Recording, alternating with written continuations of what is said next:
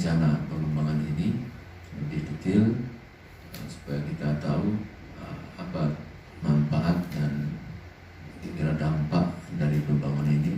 Jadi memang isu pembangkit listrik dan ketersediaan listrik itu menjadi seiring dengan pertumbuhan jumlah manusia yang ada di dunia ini. Kemudian ada bisnis konstruksi Pak di sini. Di sini kami lebih related kepada apa yang kami produksi di sini. Kayak kena ombak ya, dia gerak ini.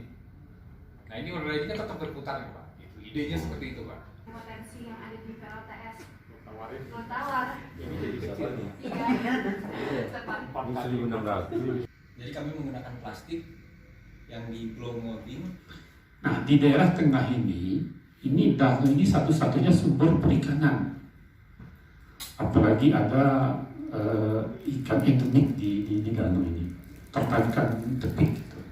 Sedikit dulu sebagai contoh, karena dengan kultur budaya Kabupaten Aceh Tengah ini Pak, kita di sini, kalau udah lihat contoh betul, itu semua orang ikut Pak. Maka kami pada hari ini memberi kesempatan kepada saudara untuk memaparkan.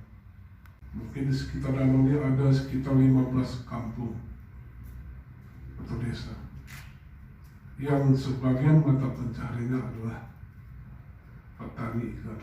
Kira ada pantulan dari danau itu. Ya. Pantulan apakah bisa diserap dari sana atau ini menjadi salah satu penyakit untuk keluar. Karena luas danau kita 5.000 lebih ya.